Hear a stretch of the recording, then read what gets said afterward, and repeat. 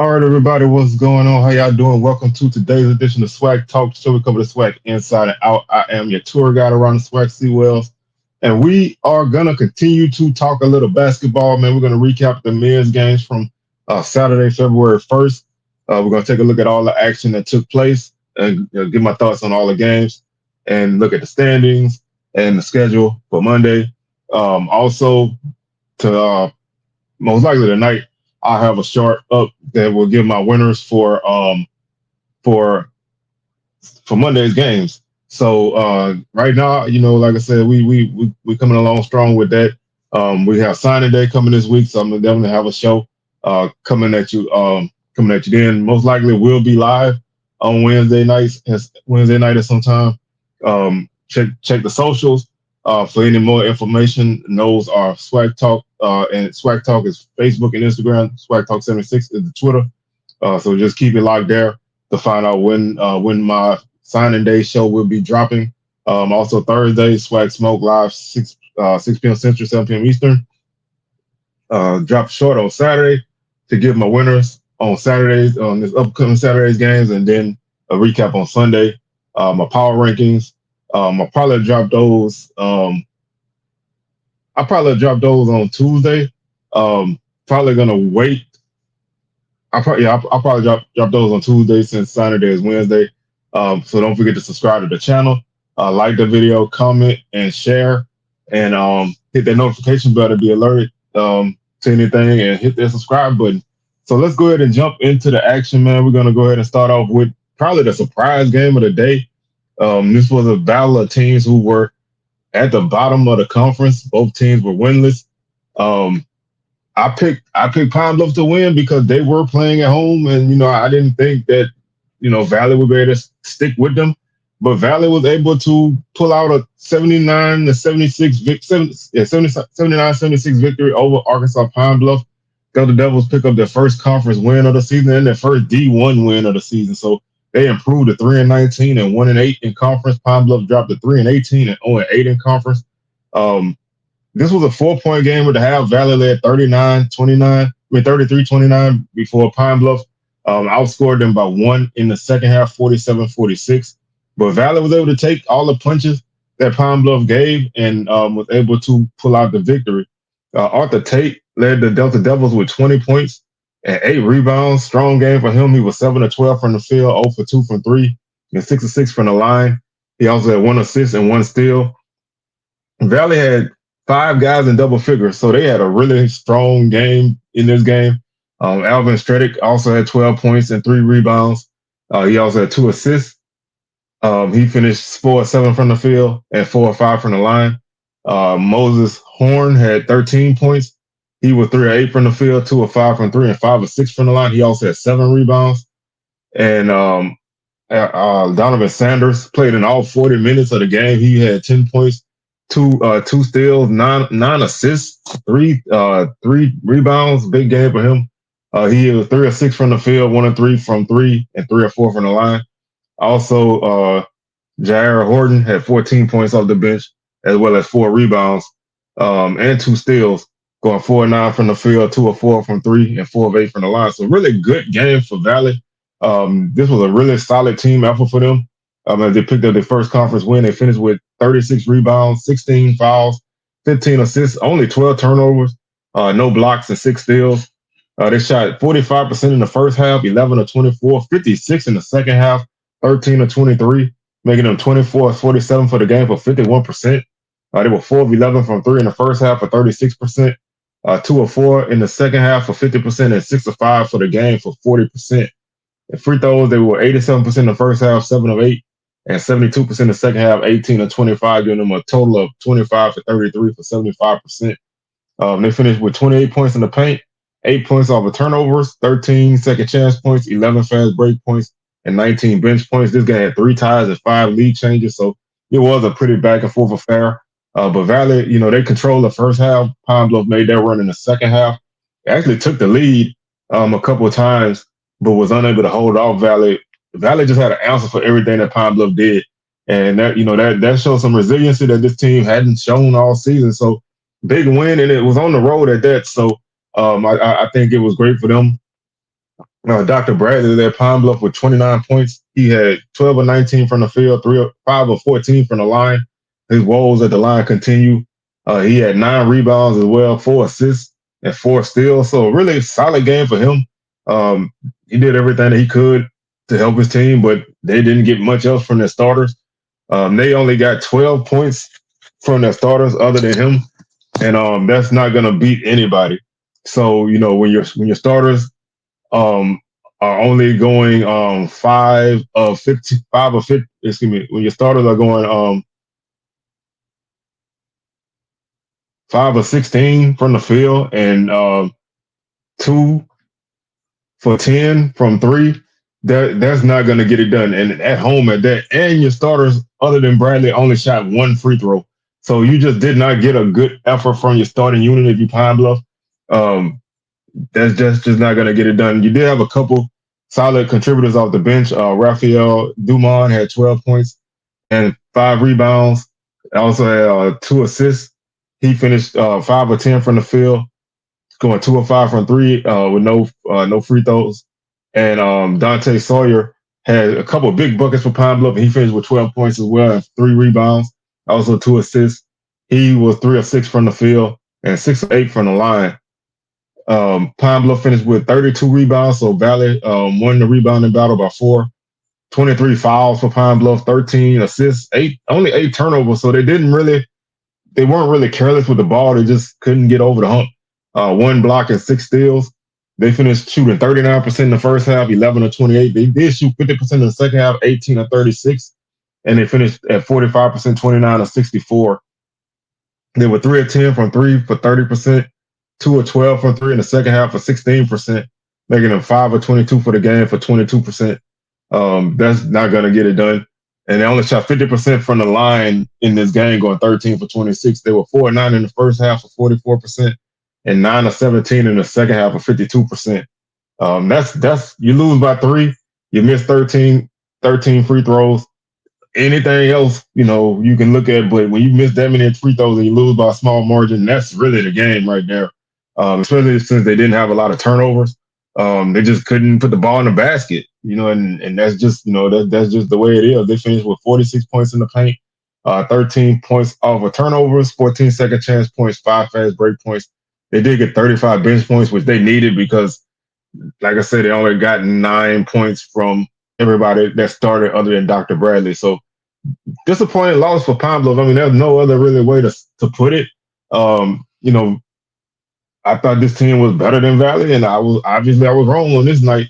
Um, so Pine Bluff, they're gonna have to kind of regroup now because now they're sitting directly at the bottom. They don't have anywhere else to go but up. This team is not where I thought they would be. And I don't really know what the issue is. So we're going to have to really keep a tab on this team and see if they can even make a push for that 10 spot. They're going to have to get on a good foot and win some games to even be considered for that 10 spot to get in the tournament.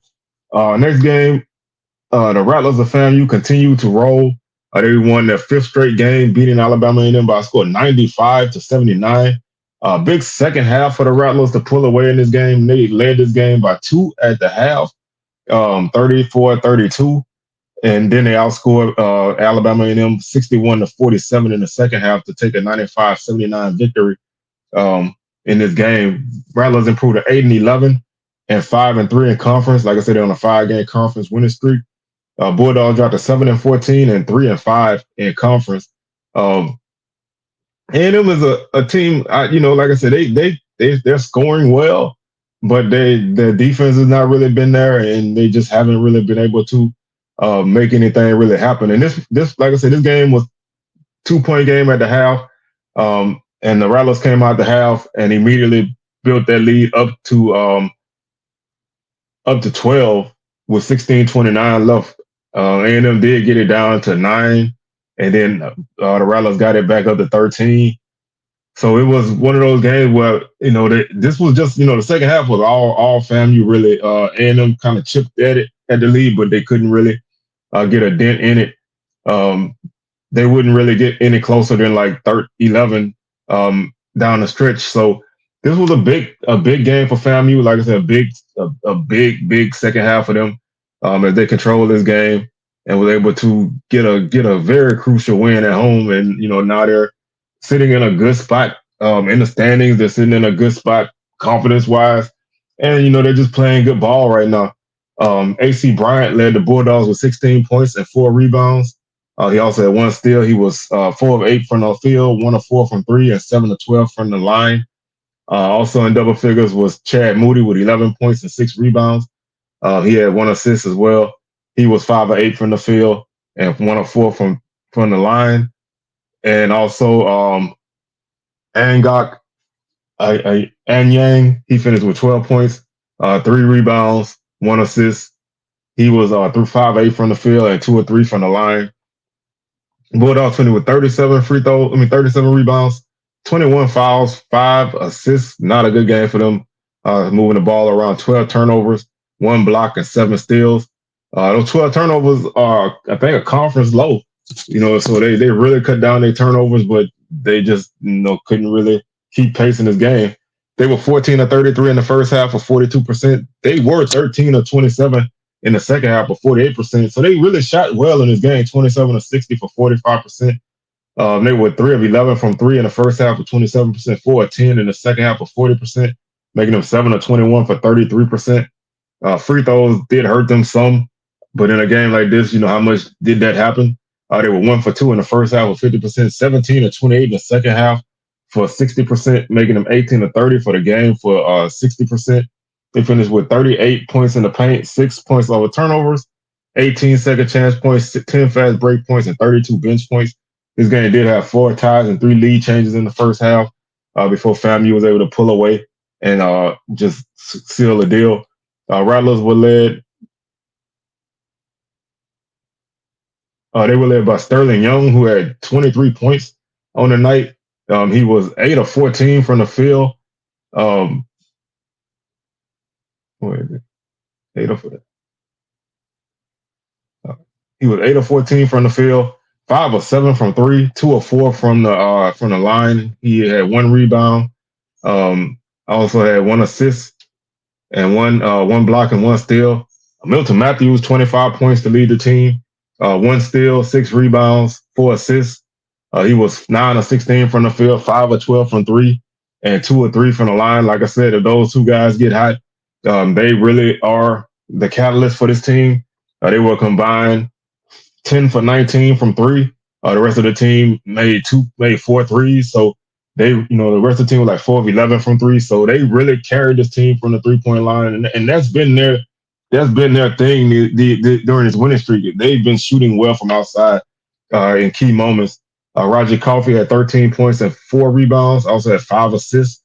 He finished with 1 of 6 shooting from the field, 0 for 2 from three, and 11 of 12 from the line. Jordan Chapman, 12 points. 10 points, 4 rebounds, 1 assist, and 1 steal. He was 3 of 7 from the field, 2 of 5 from three, and 2 of 2 from the line.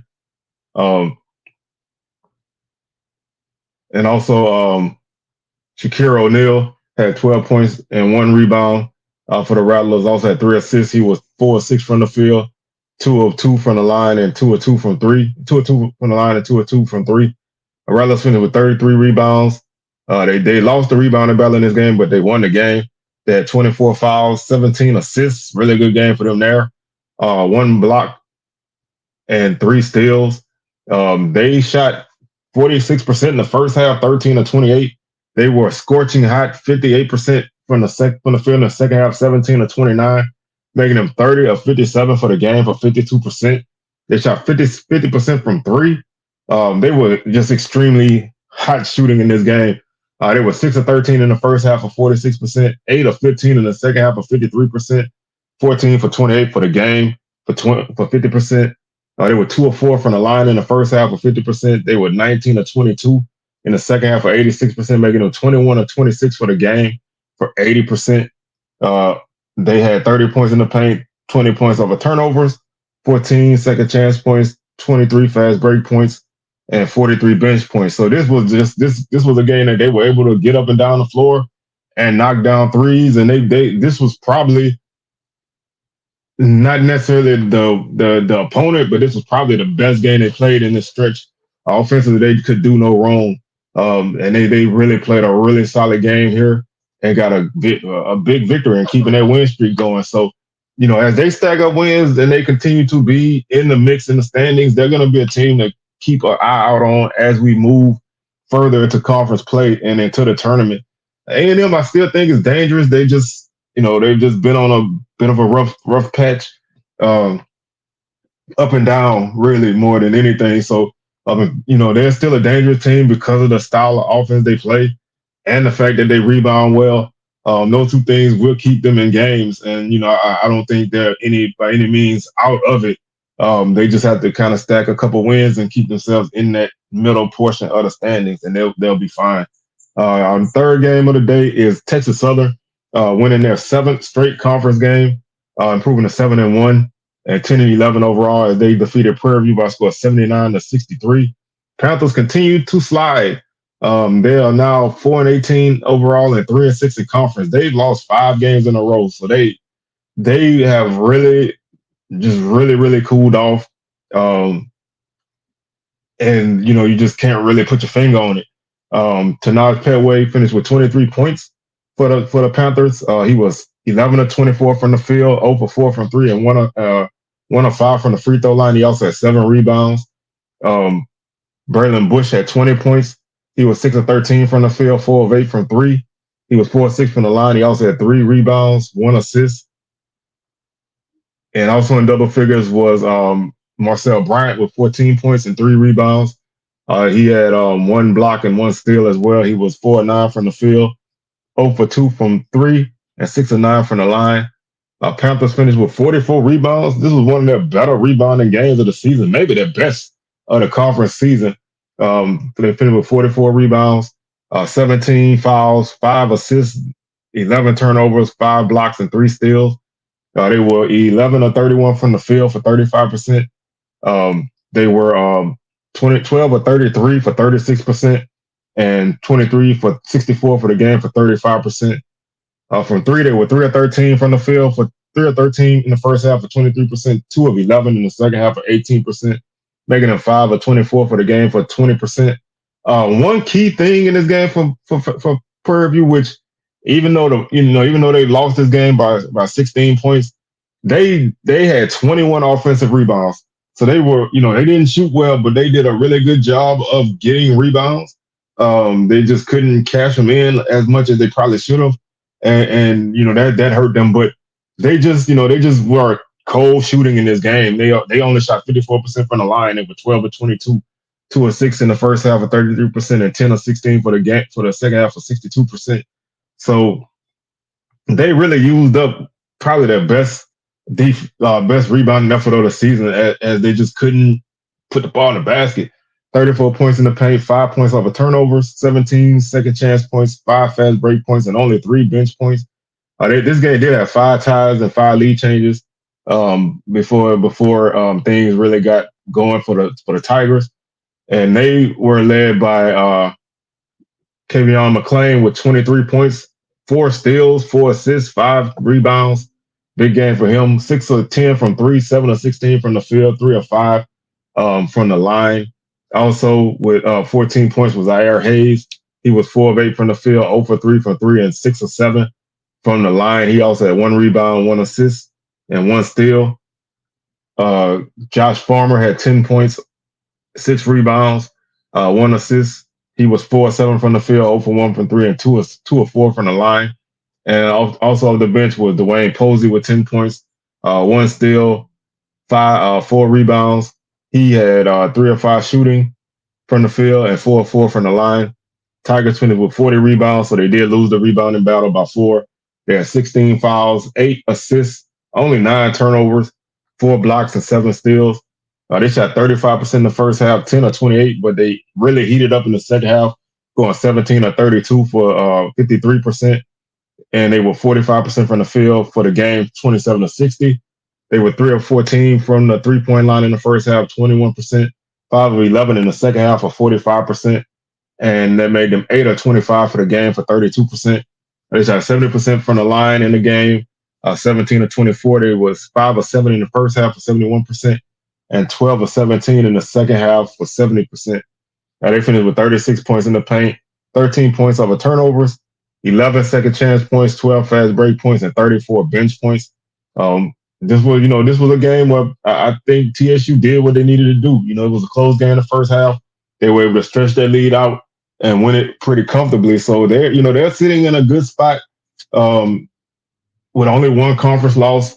So they're right there in the thick of everything, and you got to feel good if you're TSU that you're just one slip up from Southern away from taking that top spot, um, and you're just also in a good spot to just keep yourself in the mix anyway. So I think the Tigers are playing good ball. I think they're playing like under the radar, even though they're 7-1. I think they're kind of under the radar. I think a lot of people not really paying attention to what they're doing, but they're playing some good ball and they're winning. So you really can't take anything away from them right now, and I think they're gonna definitely be a factor from here on out. Next up is Jackson State, going up to Grambling and getting a 65 to 50 victory over the Tigers of Grambling. JSU led this game by 4 at the half, 37-33. A big second half defensively for the Tigers, although it was a low scoring half for both teams. But Grambling only scored 17 points in the second half, so that was a really good defensive effort for JSU there. They outscored them 28-17 in the second half to win this game 65-50. Tigers improved to 6-15 overall, 6-2 in conference. The Grambling Tigers dropped to 6-15 overall and 3-5 in conference.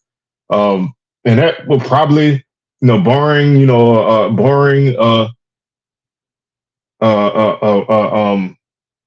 barring a 10-0 run down the stretch in terms of wins for Grambling. I think that this will seal that deal in terms of the regular season championship. Obviously, they're still in the mix to make the tournament, which is what matters. So, the chances of them defending their regular season title is just about over, but they still have a chance if they get in the tournament to still win it there. So, that all hope is not lost yet, but that a lot of things aren't really coming together for this team this season as anticipated. Deshaun Ruffin, 20 points for the Tigers. Jackson State going 7 of 12 from the field, 1 of 2 from 3, and 5 of 7 from the line. They also had 5 rebounds and 4 assists and 3 steals. They also had 3 guys chip in 10 points apiece. Ramel Mansell had 10 points and 8 rebounds. He finished 5 of 8 from the field, 0 for 1 from 3, and 0 for 2 from the line. Kevion Hunt had 10 points as well, 1 steal, 2 assists, 2 rebounds. He was 3 of 8 from the field, 2 of 3 from 3, and 2 of 2 from the line. And also Shannon Grant had 10 points and 5 rebounds. He also had 2 assists and 1 block. He was 5 of 11 from the field. Tigers had 40 rebounds in this game.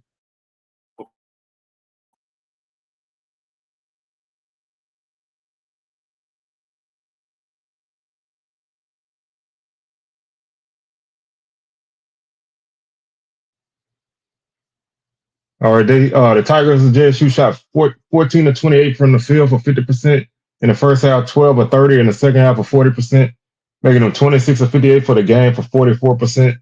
They were 3 of 8 from 3 for 37%, 0 for 3 in the second half for 0%. Only shooting 3 of 11 from 3 in this game for 27%. That's, if you're Grambling, that's a good thing to hold down a team that makes like 9 threes a game, to hold them to 3 threes, but, you just didn't do much yourself offensively. So it was kind of a wasted defensive effort there. But JSU was 6 of 7 from the line in the first half of 85%, 4 of 7 in the second half of 57%, making them 10 of 14 for the game for 71%. They had 36 points in the paint, 11 points off of turnovers, 10 second chance points, 4 fast break points, and only 9 bench points. They had 3 ties and 11 lead changes in this game early before JSU took control of this game. Grambling was led by Kentavious Dozier as the only Tiger in double figures with 14 points. He had 1 steal as well, 1 assist, 3 rebounds.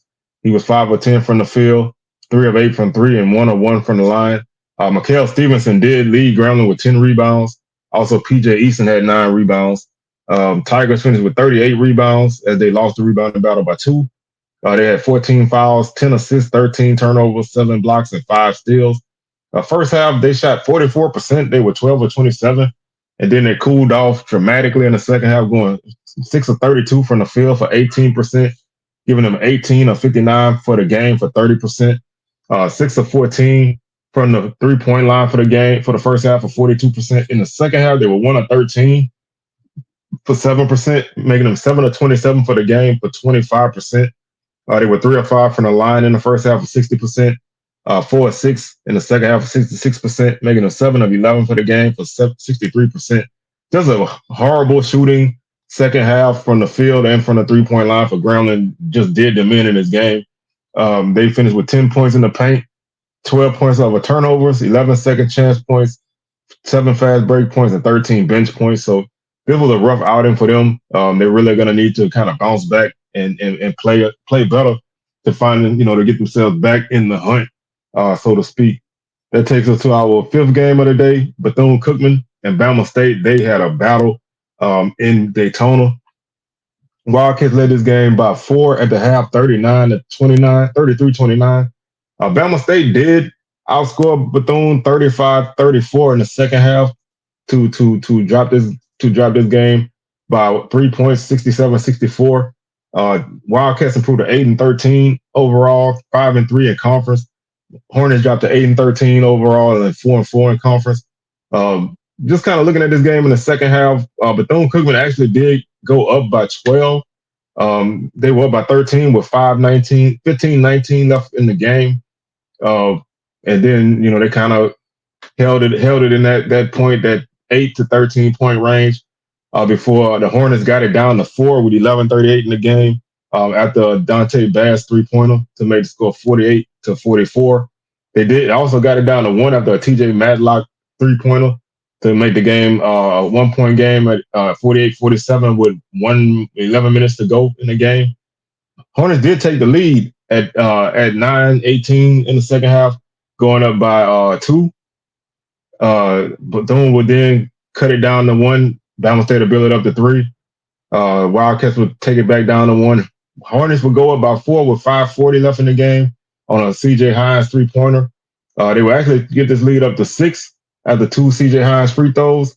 Bethune would cut it down to 3 after a couple free throws, and then the Hornets would get it back up to 6 after another CJ Hines free 3-pointer with 4:21 left in the game. And then Bethune would cut it back down to 1 with 3:27 left in the game at the 3-point play. They were trailing 60-51 with 3:03 left in the game. Wildcats would retake the lead with 2:39 left in the game after Daniel Ruzon made a layup. CJ Hines would make 2 free throws to get a Hornets lead at 62-61 with 2:33 left in the game. Wildcats were tied up on 1 free throw. It's tied up at 62 with 1:29 left in the game. Wildcats would take a 2-point lead with 35 seconds left in the game at 64-62. Bama State would actually cut into the lead after a couple free throws by TJ Madlock. They would cut the lead down to 65-64 before Trey Thomas would make 2 free throws.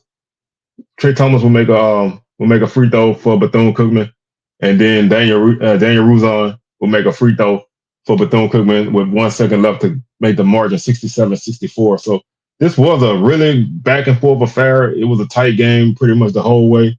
Bethune-Cookman did get up, but Hornets took the lead, and then the Wildcats were able to retake it. So this was a really good battle in this game. Both teams really went at it. CJ Hines finished with 19 points, 2 steals, 3 assists, 3 rebounds. He was 6 of 12 from the field, 3 of 7 from 3, 4 of 4 from the line. Also in double figures was Dante Bass with 11 points and 3 rebounds. He also had 4 of 4 from the field, 3 of 3 from 3. Pretty efficient shooting night for him. It wasn't much balance for the Hornets. TJ Madlock only had 9 points, and Martin Knox only had 5. Michael Octave only had 3 points. So the guys Michael Simpson, who was another guy who a pretty good 3-point shooter for them, he was only 2 of 4 from the field, 2 of 6 from the field, 2 of 4 from 3, finished with 6 points. So not a lot of supporting cast for them in this game, and that kind of hurt them. 34 rebounds for the Hornets, 26 fouls, 14 assists, 10 turnovers, 4 blocks, and 8 steals. They were 33% from the field in the first half, 10 of 30. Second half, they were 11 of 27 for 40%, making them 21 of 57 for the game for 36%. They were 3 of 14 from the field in the first half for 21% from 3-point range, 7 of 13 in the second half for 53%, making them 10 of 27 for the game for 37%. They were 6 of 12 from the line in the first half for 50%, 6 of 9 in the second for 66%, and made them 12 of 21 for the game for 57%. They finished with 16 points in the paint, 9 points over turnovers, 5 second chance points, 12 fast break points, and 28 bench points this game. They did have 6 ties and 8 lead changes. Like I said, really good back and forth affair. Trey Thomas led the Wildcats with 19 points. He also had 10 rebounds for a double-double for him. He had 3 assists as well, 1 block and 2 steals. Really good game there. 5 of 17 from the field, 1 of 9 from 3, 8 of 14 from the line. Also in double figures with Daniel Ruzon with 17 points and 8 rebounds. He also had 3 assists. He was 7 of 11 from the field, 3 of 6 from the line. And also in double figures was David Onana with 14 points, 2 rebounds, 1 assist, 2 rebounds, going 6 of 17 from the field, 2 of 5 from 3. Wildcats finished with 45 rebounds. They won the rebounding battle by 11. They had 18 fouls, 17 assists, 13 turnovers, 4 blocks, and 5 steals. Shot 46% in the first half, 13 of 28, 11 of 25 for the second half, 44%, 24 of 53 for the game for 45%. They also had a rough shooting night from 3. They were only 2 of 11 in the first half for 18%. They went 0 for 7 in the second half for 0%, making them 22 of 18 for the game for only 11%. And they shot 48% from the free throw line. So this game probably could have been a lot more in their control if they would have made their free throws. They were 5 of 12 in the first half for 41% and only 12 of 23 in the second half for 52%, making them 17 of 35 in the game for 48%. They had 32 points in the paint, 10 points off of turnovers, 11 second chance points, 13 fast break points, and 18 bench points. So this was a really good game. I think both teams, really got out and got after it.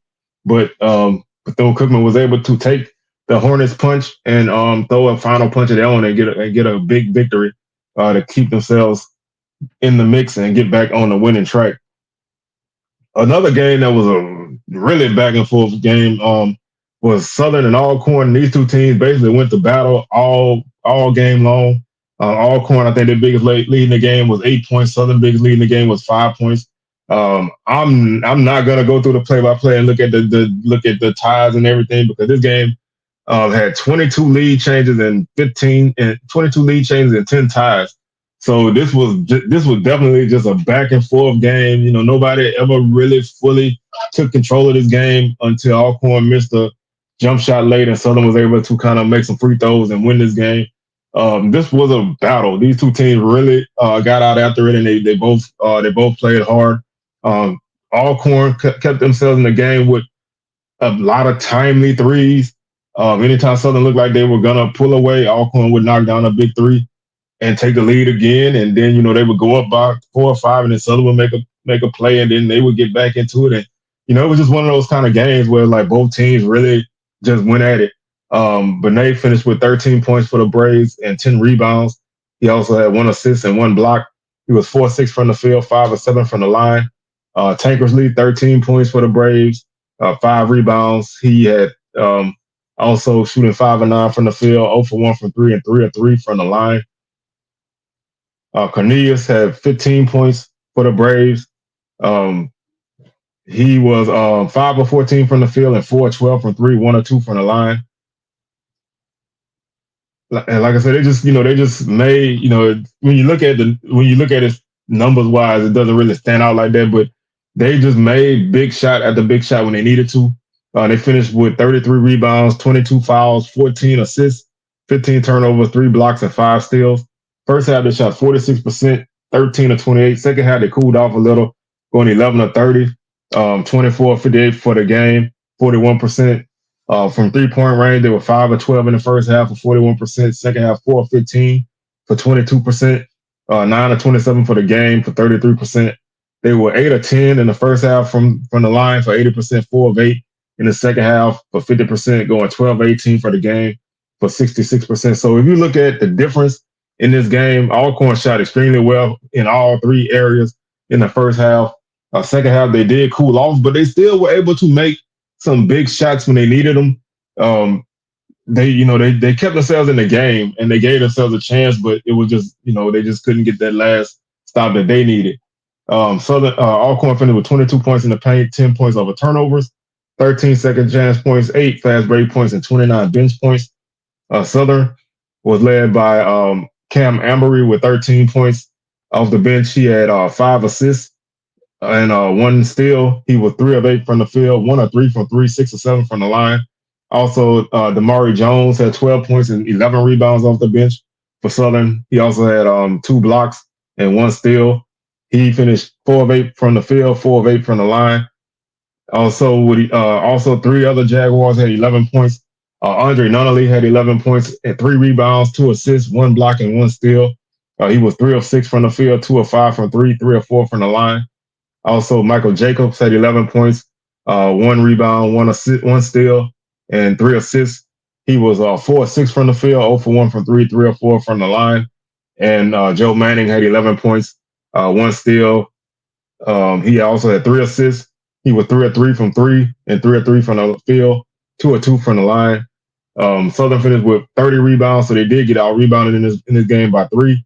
They had 19 fouls, 15 assists, 9 turnovers, 6 blocks, and 8 steals. They shot 39% in the first half, 11 of 28, 10 of 24 in the second half for 41%, making them 21 of 52 for the game for 40%. They were 2 of 10 from three for 20%, 4 of 12 in the second half from three for 33%. They were 6 of 22 for the game for 27%. And they were 13 of 20 in the first half from the line for 65% and 13 of 15 in the second half for 86%, making them 26 of 35 for the game for 74%. So honestly, it was the inverse where Alcorn shot extremely well in the first half in all areas, and Southern didn't. Southern shot extremely well for the most part from the field. They didn't shoot great from three in this game at all, but all the percentages went up in the second half, so they did kind of start to take form in the second half. But this was a game. Alcorn defensively, they gave Southern a lot of problems. They were really scrappy on defense. They were pressuring, playing high pressure defense, and really speeding Southern up and making them make some plays that they wouldn't normally make, getting them kind of out of their zone. But Southern finished with 28 points in the paint, 16 points off of turnovers, 7 second chance points, 17 fast break points, and 34 bench points. Like I said, this game had 10 ties and 22 lead changes. So it was just a back and forth game all game long. Both teams really played hard. Like Rasheed Wallace said, both teams played hard. So, I think this was a really great game, to watch. It was intense. The crowd was into it. And this is kind of what you like in SWAC basketball. So looking at the standings after Saturday's games, Southern is 8-0, 13-8, and 13-8 overall. They're on an 8-game winning streak. Texas Southern is 7-1 in conference, 10-11 overall. They won 7 in a row. Jackson State back on the winning track, 6-2 in conference, 6-15 overall. Florida A&M 5-3 in conference, 8-11 overall. They won 5 games in a row. Bethune-Cookman gets back on the winning track, going 5-3 in conference, 8-13 overall. Bama State has dropped 2 games in a row. They're 4-4 in conference and 8-13 overall. Also, Alcorn 4-4, 4-17 overall. Bama A&M 3-5, 7-14 overall. They dropped the game after winning their last game. Grambling 3-5, 6-15 overall. Prairie View 3-6, 4-18 overall. They've lost 5 in a row. Valley picked up that win, 1-8 and 3-19 overall. And Pine Bluff is on an 8-game losing streak, going 0-8 right now, 3-18 overall. And so that's where we stand right now with the standings. Looking at the schedule for Monday, we have 4 games on the schedule on Monday. Prairie View, Pine Bluff, Texas Southern, and Valley are all off. They all play Saturday. They don't play on Monday. Monday's games, Jackson State is at Southern. That is a 6:30 tip. Bama State is at FAMU. That's a 5:30 tip. Alabama A&M is at Bethune-Cookman. That's a 6 p.m. tip. and all corners at Grambling. That's an 8 p.m. tip. Also on Tuesday, because they had to make up a game because of the weather. When they had that bad winter storm come through, Pine Bluff is hosting Texas Southern on Tuesday at 5 p.m. That game will be on the SWAC Digital Network if you want to watch it. So that's gonna do it for our show today, man. I thank y'all for tuning in, and like I said, we'll be back Tuesday with our power rankings, and then Wednesday will be our signing day show. Thursday, Swag Smoke, and Sunday, I'll recap of Saturday's action. I'll have a couple shorts dropped this week to get my winners for Monday's games and Saturday's games. So with that being said, man, I'm the tour guide around the Swag. See well signing out, and I will catch y'all on the rebound. Peace.